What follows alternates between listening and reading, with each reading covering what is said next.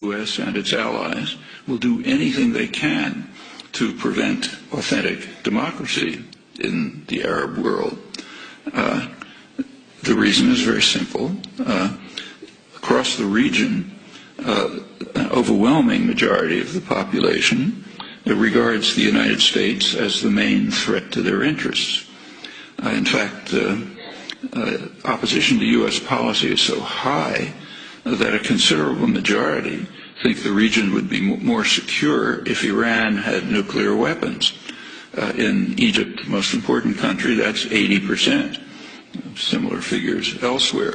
There are some in the region who regard Iran as a threat, about 10%. Well, plainly the U.S. and its allies are not going to want governments which are responsive to the will of the people.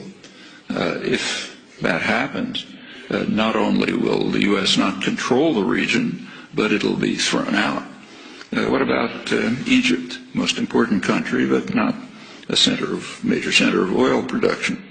Well, in Egypt and Tunisia and other countries of that category, there is a game plan which is employed routinely, so commonly it takes virtual genius not to perceive it.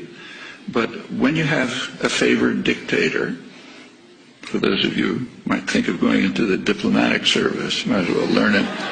When there's a favored dictator and he's getting into trouble, support him as long as possible, full support as long as possible. And when it becomes impossible to support him, like say maybe the army turns against him, business class turns against him, then send him off somewhere. Issue ringing declarations about your love of democracy, and then try to restore the old regime, maybe with new names. And that's done over and over again. It doesn't always work, but it's always tried.